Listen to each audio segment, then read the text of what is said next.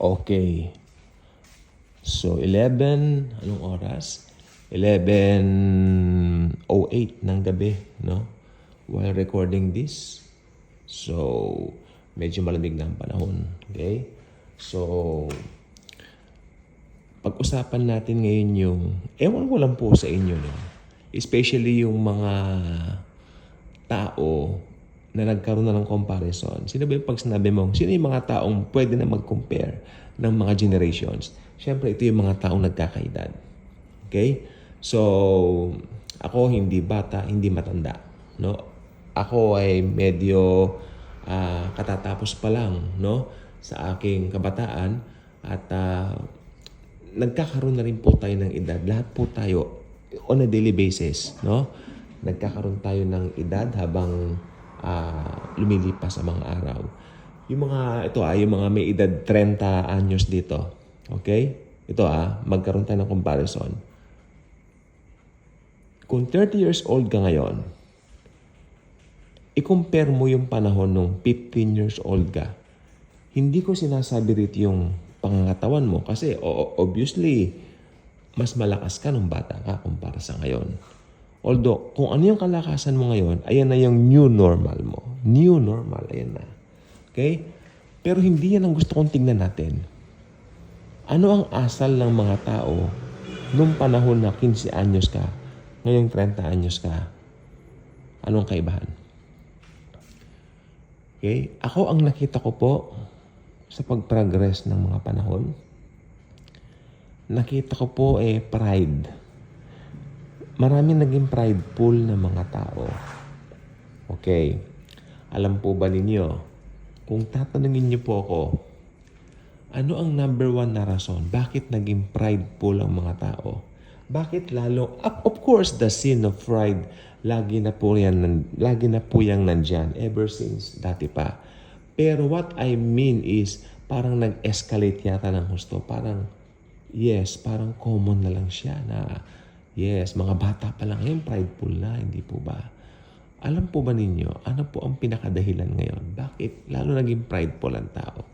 Lalo naging self-centered ang mga tao? Technology. See? Especially when you open your FB, makikita mo dyan, yung mga stories, yung My Day na tinatawag. No? Makikita mo dyan kung ano nung ginagawa ng iba. Mga kabataan to, mga bata pa lang. Siguro yung mga 7 years old, makikita mo, iba na yung kanilang pananaw. Parang hindi na sila nagkaroon ng normal na kabataan, katulad natin nung araw. Of course, nung bata po tayo, may mga technologies na rin po, may mga cellphones na rin po. Pero, hindi katulad nung meron tayo ngayon. So, no? Kasi dito po sa may tinatawag na My Day o stories, short lang po yan. Kung gumagawa po ako ng stories ko sa TikTok, ako nagre-record kasi maganda pong app ang TikTok. No? Malamang dyan din po nagre-record yung iba. Sa TikTok, short stories lang, pero napakaikli. And yet, parang doon ipinapakita nila yung personalities nila, pinapakita nila yung mga kung anong meron sila, di ba? So lumabas po talaga yung pride. At ang nakakatakot po nito doon sa mga unbelievers na masyadong mahilig sa ganitong gawain. Baka biglang dumating ang rapture at maiwan silang bigla. Kasi tingnan nyo, ngayon church age, subukan nyo ang share ng mga karamihan dyan. Alam niyo yung iba talagang pagtatawanan ka pa. Ngayon na-experience po namin mga kabataan ngayon dito po sa amin. When we say the word or the name of the Lord Jesus, parang wala silang interest. Parang yes.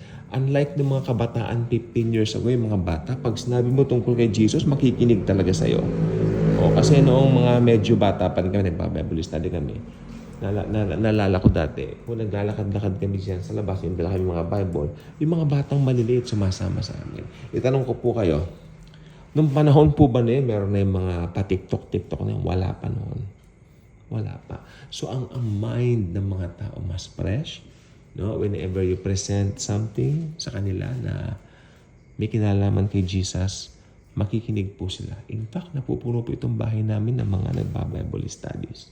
During that time, inaabot kami ng almost 12. Mga ganitong oras kami natatapos, hindi pa kami kumakain eh. So, iyan po sinasabi ko, we are being delighted by the word of the Lord Jesus Christ. So, ngayon, masyado lang prideful ang mga tao. Ewan ko, nakita ko po talaga, makikita mo yung mga actuations, yung mga itsura nila, doon sa mga minding nila, makikita mo talaga may pride, meron ng, hindi ko nila lahat, pero majority yes. Majority yes. Makita mo yung mga celebrities, hindi nagpapatalo pag may mga celebrities na umangat. Di ba? Yung ibang celebrities gagawa rin ng gimmick. Ganyan po ang tactic ng Antichrist. So, talagang nasa binubuksan na yung pavement, I believe, dito sa Antichrist. Dahil anytime, magra-rapture na po. Ako naniniwala po ako dyan.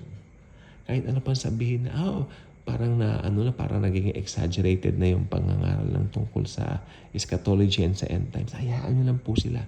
Mangyayari ang nakalagay sa salita ng Diyos. Jesus is coming back. First, pupunta siya sa kanyang mga believers. Ito po yung rapture. Kukunin niya ang mga believers niya. After 7 years, alam na po ninyo, ma-unfold natin dapat ma-unfold.